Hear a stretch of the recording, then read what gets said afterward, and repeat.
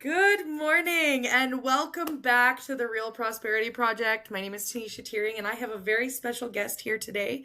I'm really sorry to all of my loyal followers and listeners. I have been away and I just couldn't make it work to be filming while I was away. It just wasn't feasible to take my laptop and there was no internet services. It was a mess. So I didn't, and I feel bad, but I am back and I love you all.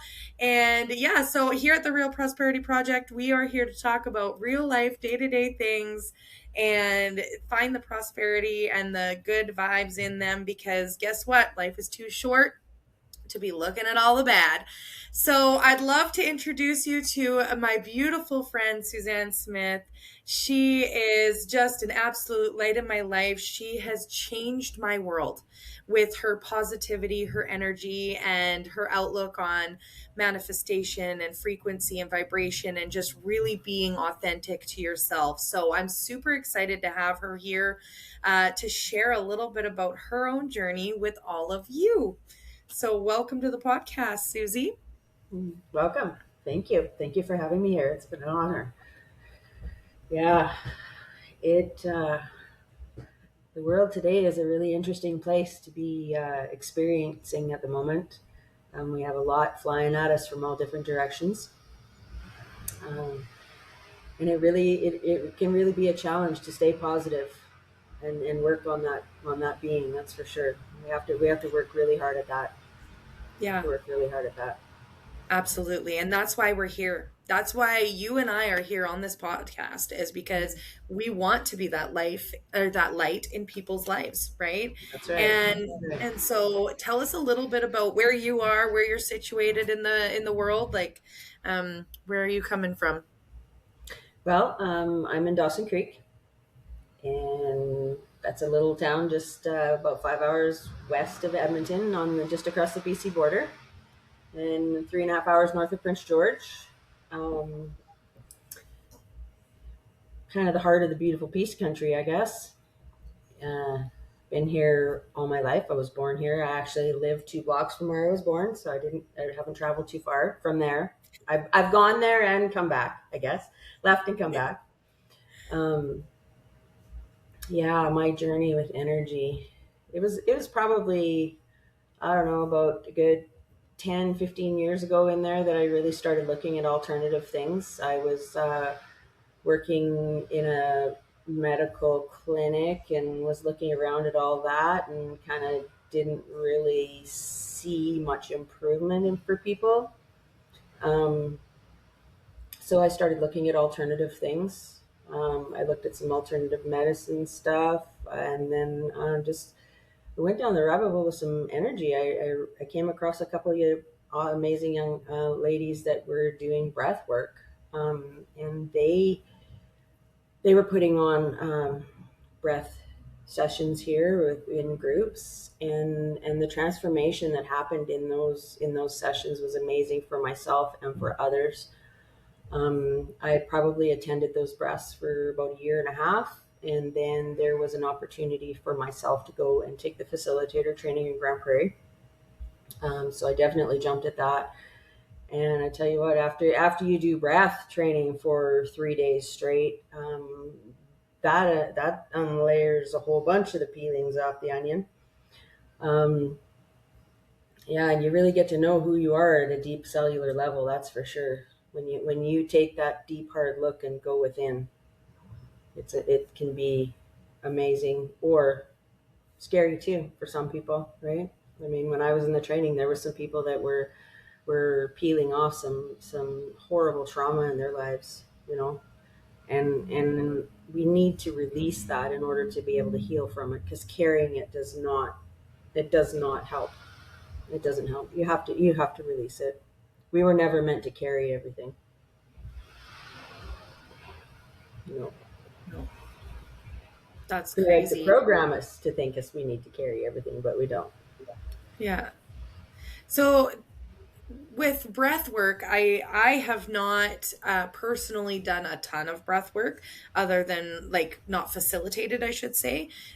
Susie has done one facilitated session for me personally, and I can tell you it was a very enlightening experience Mhm. of what is possible just within yourself, just on the way you breathe, right? And it's so impactful. So when you say you facilitate breath work, tell our listeners what that would look like for someone that wanted to experience that. Well, a breath. Basically, if it's a group, we put everybody in a circle, heads in, because that's just the way they do it.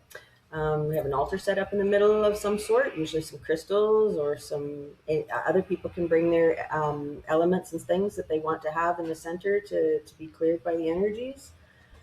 We would ask for our beings and our guides to come in and to keep us safe, and we ask for the archangels to come in and watch over us and keep us all safe, and and they aid with our healings. Individual people have their own beings that come in, and when you're facilitating a breath with a whole bunch of people, um, basically it is a meditation. You're laying down, we get all relaxed. There's different variations, styles of breathing that we do in order to get the cells oxygenated. And when you get really oxygenated, you can it's crazy. You can actually suspend, and you think you're holding your breath for a very long time. You're like, oh, I'm not needing to breathe here. I know the first time it happened to me in the suspense, I was like, oh wow, am I still alive? I like actually had to pinch myself because I'm like, I'm not breathing. But when you get really oxygenated and you get into those cells, you can release a lot of sludge that's hammered down in there that we've been holding on to. Um, so when you're facilitating a breath work, I'm coaching people to go through the various different breathing techniques that we use.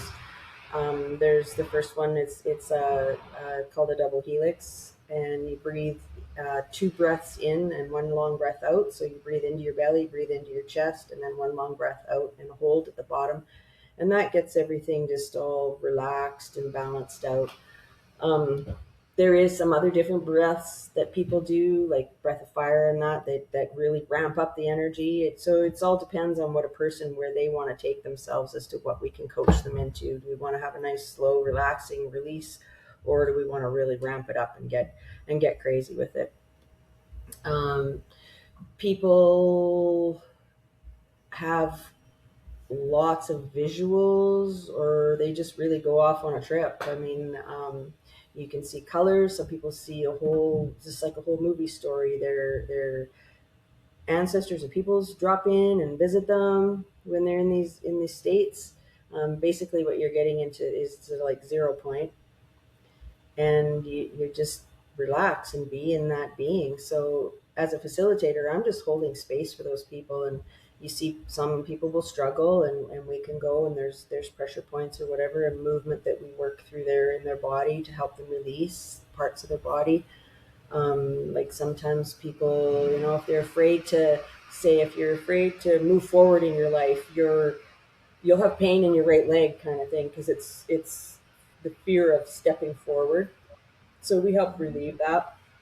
You can do that simply just by brushing off the energy, or fluffing it up, and sometimes we pull it out and letting it go. And our intention is to always send it back to the light to be transmuted into good. Wow, that sounds powerful. I I I read in a book, actually it was an audiobook. I didn't read, I listened. And I believe it was a book you recommended. I think it was 5D Frequency, where Mm-hmm. they talked about breath work being so ancient, and that it actually traces far back beyond ancient Egypt. Mm-hmm. And that was one of the theories of how the Sphinx lost the nose, was to actually get rid of the history of breath work. And that's why all the books were burned in Egypt and things like that. Mm-hmm. Do you have any more insights into the history of breath work? Not so much at the top of my head, but I mean, you think about it. I mean, without breath, you don't have life, Yeah. right? So it is. It's as old as everything, right? Without breath, you Yeah. have no life. Yeah. Yeah. I actually watched a video on social media where someone was talking about the theory of how we are supposed to be more intermingled with nature too because of the energy and the grounding and all of that. Hmm. And when you look at the picture of the human lungs and the vessels there, it looks like a tree. Yeah. Yeah. It's the tree of life. Yeah. Yeah. Yeah. Yeah. It's really fascinating Yeah. And how breath can really change everything. Have you personally ever done a breath out in the woods, like where you're grounded and feeling that nature as well? I have done some nature stuff. We haven't actually done a breath out there because, unfortunately, up here, I've always thought that, yeah, we're bombarded with mosquitoes. Okay, fair enough. How relaxing is that, right? So, I mean, Yeah, that's not very relaxing. No, you're right. so I guess we could maybe do it early in the spring before Yeah. the mosquitoes come about. But yeah, I mean, it has been a thought for some of us to do it outside. There is groups of ladies that have done. They do up by Moberly Lake. They have done a couple summers. They do a whole big holistic gathering, and there's a whole bunch of different people with different modalities there that do. You know, it's just like they make a whole weekend of it, like a holistic Ah, fair, and that they do a bunch of stuff outdoors there. Yeah. yeah. Cool. Because that was just my thought when I started to think about, you know, being in nature, and I personally I have to ground. Yeah. I do not feel right if I'm not grounding. I will go out in the dead of winter and put my feet as far down in the snow as I can so that I'm almost touching the dirt. I know that sounds a little psycho, but No, I not love psycho cold at too. all. I cold plunge every day. It's well, not every day, but most days because I love the cold. So putting my feet and just and feeling that release, we were meant to be with in one with nature. We were meant to be touching the bare earth and allowing that energy to pass through us. There's actually been scientific research done where they're testing people's electric conductivity and when they're wearing the rubber soled shoes or the plastic soled shoes versus when their feet are actually touching the earth. And it is actually insane. And I encourage our listeners and our viewers to go and look into this for yourselves to see just how much real science backed evidence there is to breath work and energy and being grounded as well. Yeah. Oh yeah, there's great power in hugging trees and standing with your feet in the ground. You know, like Yeah. I was reading a little bit the other day about the effects of nature and the energy and how it all transfers to us just from simply hugging a tree. Mhm. You know, and it just giving that hug like you give your grandma that you hadn't seen for a long time. Just hold it and just be one with that tree. And yeah, the connection is crazy. It's crazy. Yeah. The root systems of trees is so intricate and so deep into the earth. There's actually this spot in the US and it's I don't know if it's poplar trees or I I think it's poplar trees, but there's actually one tree. It is not acres and acres of trees. It's Hmm. one tree. And they've proven it with scans of the earth that it is all one tree, and these are all shoots of this singular root system, and Hmm. that it's all combined into one. And I think it's like, it's some ridiculous amount of um like landmass that's all this one tree. And I see. it's just incredible how that one tree can be connected to so many Something. others. Like it's almost, once you start to think about it, it's almost impossible to not see the connectivity between us and the earth and how touching one tree can touch thousands, right? even the connectivity, I mean, with people, right? We don't Hmm. even realize that just because you can't see it, right? I mean, Yeah. every person that you've ever come in contact with in your life, you still have a connection to. Yeah. Yeah, unless you go right out of your way to get rid of that, Hmm. right? But you have to put some effort into that too. But yeah, I mean, every person that you come across that leaves, if you've had any kind of interaction with them at all, it leaves an ethical cord. I mean, we're all Hmm. connected. Yeah. Yeah. You We know, they, are. they've said in the future we won't need our cell phones. We'll just, telepathically send the messages. I think that's really cool. And let me just ask you, I have my theory on that, but I want to ask you if you have a theory on that. Do you think that in history that was part of the advancements that humanity had, was that we could connect energetically in a much higher understanding than we can now, and that that's where the future is going, is actually to the Yeah, same that the past was at? totally, Yeah. totally. Yeah, it's like the fifth dimension, and then we got dialed back to the 3D, then 3D inverted, and now we're peeling it back and opening it back up again. Yeah, yeah, Yeah. Yeah, I truly believe that the advancements that humanity is making with or without technology, like I have met so many people along my journey of energy and frequency and meditation, that we're all becoming one energetic force, and mhm, it's allowing us to access things in our own being that we never were able to access before. yeah. And We've I'm always just, been able to access this. They just made us believe we couldn't. yes, yeah. And it Like kind of we comes don't down have to, imaginary friends, right? That's yeah. what That's, every oh, little kid that's so has them. I true. mean, they come over and they're so fresh from the other side that they still have those connections. They're still seeing that. They're those imaginary friends are really there. Hmm. I believe that. Yeah, they're just so That's fresh. actually beautiful, to be Yeah, honest. and then we get dialed down, right?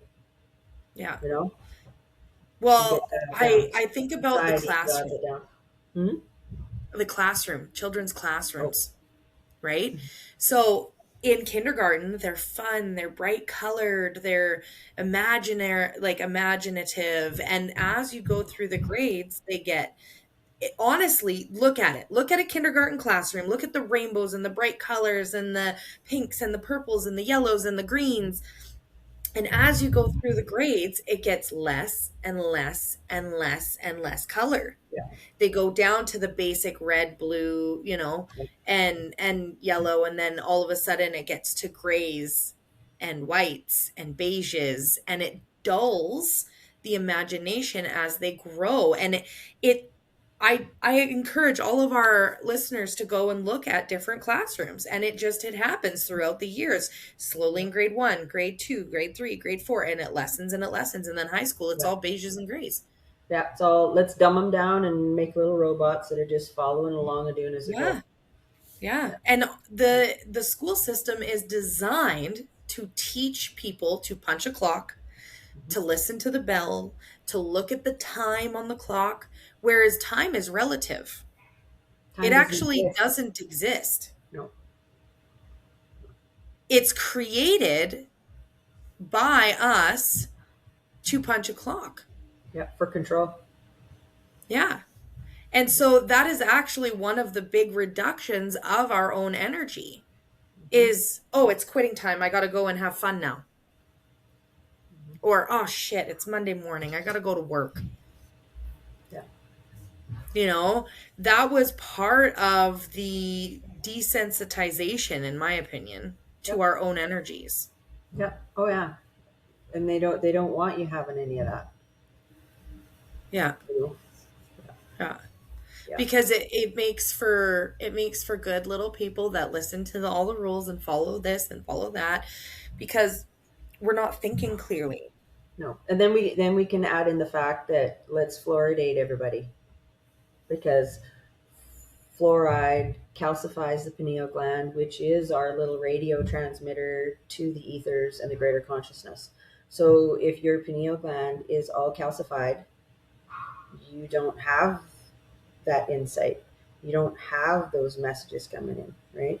Mhm. Because you Yeah. don't have the connection. Yeah. It's easier to make the little robots if you don't have that, greater consciousness dropping that message in, going, hey, you might want to think about that. You know, there's Mm, no intuitive thought that way for people. right. You don't get that when somebody comes and says something to you, and if you don't have an intuitive connection, you're not going to get that. Maybe that's not right, or maybe I should. That doesn't feel right, right? You just take whatever they say and go with it, right? Right. When you Yeah. don't have that intuitive message coming in. I Hmm. personally haven't had anything to do with fluoridated water in over 20 years. I have a water system in my house that takes all that stuff out. I have refused fluoride at dentists for as long as I can remember. I don't use fluoridated toothpaste at all. And I don't know, I think I get lots of messages, all the time. I feel very connected to the greater consciousness. When you Yeah. can just throw it out there and ask a question like, what is the answer to this? And then sit back and, the answer drops in. Hmm. That's power. That's powerful. Yeah. Yeah, for sure. Hmm. And, you know, that's part of energy and part of frequency is being receptive and intuitive, right? Hmm. Intuition is a big thing that I believe as a society we have forgotten to listen to. You Yeah. know, it's that gut feeling people talk about. They put it in with the same category as the imaginary friends. Yeah. That doesn't happen. Those don't exist. You can't Yeah. get messages from anywhere else, right? You just Yeah. have to do what we say. Yeah. Hmm. And intuition. Let's dive into intuition. I feel like that is a really I feel like our listeners need to hear intuition. Okay, Hmm. this gut feeling that people have, and it could be as simple as I don't know. Give me an example of intuition. I'm Well, drawing a blank, but I feel like it's even important to talk. butterflies, right? Like when you meet somebody, you know, you meet somebody for the first time. How does that person make you feel at that first time? I mean, that's an energetic connection. It's also intuitive, right? To be able to pick that up from other people, their energies about them. I mean, there's some people that just give you the cringes. And then some Hmm. people you're like, wow, I feel like that person's actually been a best friend all my life, right? Mm, Like I've ran into people that it worked out through readings and stuff that I knew their being in different lifetimes, yeah, and it was just that connection was just so strong right here today. But we yeah, didn't know why at that point until later on when we looked deeper into it. I was like, wow, that's pretty cool, yeah, So you do move in patterns too, like that, right? But yeah, yeah. the whole intuitive, I mean, you put it out there, and the answers will come if you have faith in Hmm. that. Yeah, If you listen, it's not even faith. You just have to listen because yeah, it's there. You just yeah, have to believe and you have to listen. yeah. Actually, I do have a perfect example of intuition for our listeners, and that it comes back to a child's mind. Hmm. So, and how fresh they are. My son Jackson has been so intuitive and so Hmm. energetically open since birth. Like it has just been absolute insanity how this child has guided me throughout all of this journey energetically. Like he has been a shining little light in my life that and he said that when he was 2 years old, he said he chose me and his father because he was meant to take us higher. Those were his words at 2 years old. And I'm telling you, I could not believe those words came out of his mouth. There's more to that story, but it was beautiful. And I truly believe that he was sent here to be my gift and to teach me lessons. And boy, has he ever done that. But Hmm. we were we were leaving McBride here to go celebrate a birthday out at a lake with a friend of ours and her little family. And it was out of cell service. And we were leaving McBride and we had our kayaks in the car. And I get about 15 minutes out of town and I realized I left the paddles. Jackson reminded me, he's in the back seat. He goes, actually, before I left the paddles, all the way out of town, this whole 15 minutes, he's like, Mom, I just don't feel right. I think we need to turn back. He's like, there's something that's telling me we need to turn back. And I said, Jackson, I said, I'm not turning around. Like, why would I turn around? And he's like, no, Mom, I really feel like there's something we need to turn back. We need to turn around. And this was the whole 15 minutes. And then all of a sudden, something tells me you forgot the paddles for your kayak. Like, oh man, you're right. We do need to turn around, Jackson. I got to go get the paddles. So I Yeah. whip a Yui and come back to town, grab the paddles. I'm like, whatever. It'll only be 30 minutes later than I told them. They shouldn't be worrying. And then it's about 45 minutes to 50 minutes out of McBride. It's called Tijon Junction. And it's the last little blip of service before you're out of service till Jasper. And right there, I come to a huge line of traffic. Huge line. And I asked what happened. And they said, oh, this accident just happened. This person just died.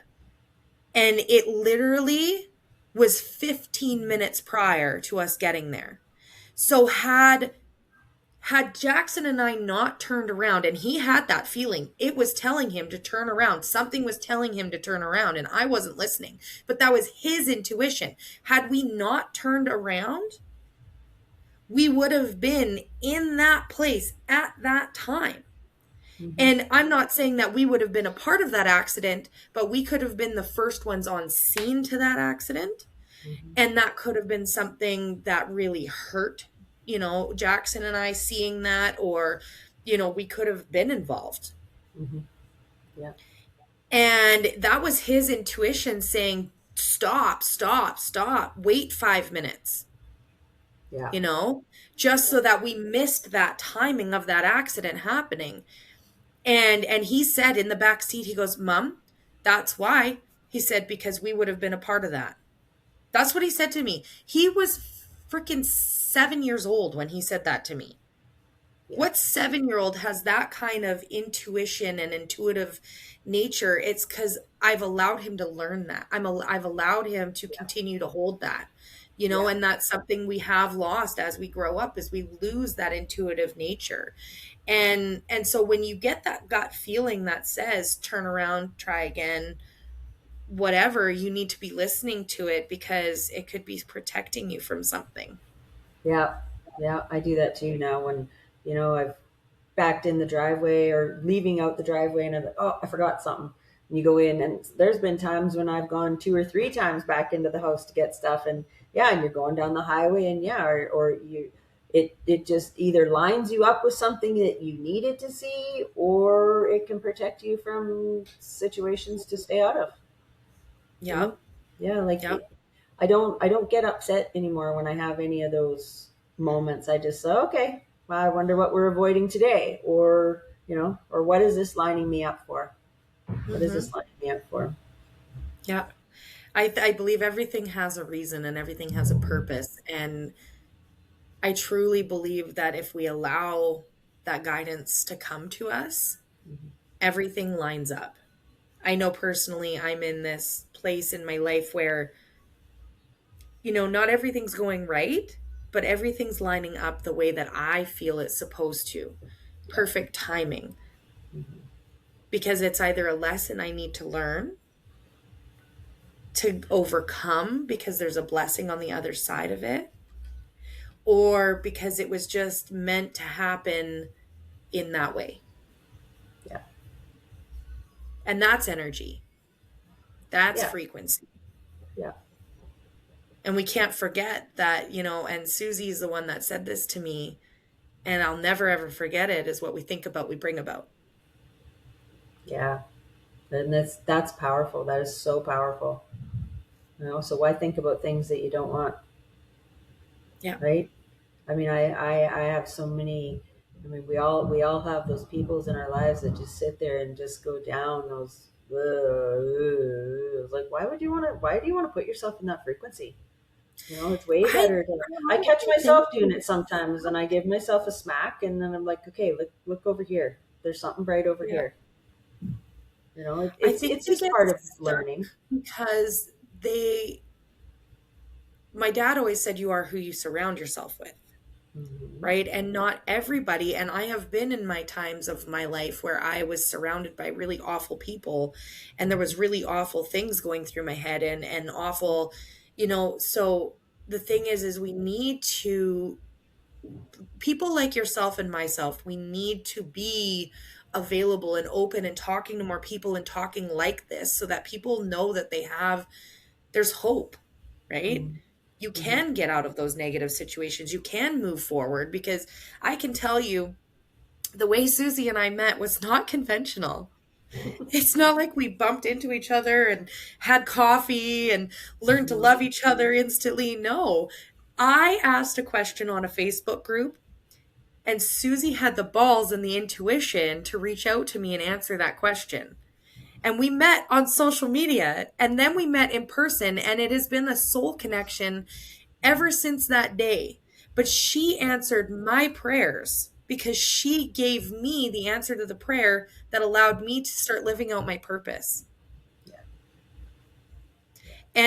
And it was truly divine timing and perfect timing, and I truly believe that now all of the blessings that have come into my life were because I allowed her energy into my life. Yeah. And you asked the question, right? Yeah. I mean, you put yourself out there for something to line up, right? I mean, if you had never posted that question, then nothing would have ever happened, right? Exactly. So It might don't be come. afraid to ask questions. That's right. Yeah. What's the worst that can happen? They say no, right? Yeah. Yeah. The questions. Yeah. Those questions. Hmm. Yeah. So, Yeah. No. The whole intuition and all that. That's and the power. The mind is a very very powerful tool. It can make you or break you. yeah, Yeah. it is. Yeah. Yeah. 100%. So, Yeah. on that note, listeners, viewers, I want you to ask questions. I Yeah. want you to not think that it's a stupid question, because there's been many, many times I've gone to ask somebody something and I've gone, oh, is that really what I want to ask them? Yeah. Yeah, you do. Ask that question. Be curious. Read that book. Listen to that audiobook. Reach out to Susie or I. Susie's on social media, Suzan Smith. You can send her a message and ask her more about energy. She does amazing things with reflexology and she's a breathwork Mhm. facilitator. She's also, got a really cool frequency device that she does for healing people and things like that. So it's, yeah, right there. So please, please, if you have any questions, she isn't the be all end all, but she does have a lot of answers and she knows a lot of people in energy work and frequency, and she can also guide you to the right person. So please Yeah. reach out to her. She loves to answer questions, and reach out to me if you want to know more about my journey. And as always, subscribe and follow if you want to hear more. We're going to do our very best on this podcast to keep bringing value to you and bringing new people of different walks of lives with different access to things. So we love you all, and we want to send you love and light today, and just make sure that you're your best self and just be authentic to you. Yeah. The biggest thing, open up your heart and smile. Yeah. Yeah. Smile can change the world. Oh, it does. It does. Yeah. I throw them at people all the time that are frowning. I do. Yeah. Yeah. A lot of times they'll smile back. Hmm. A lot A of times. smile can save a life. It really Yeah. can. Just a smile. Just exactly that.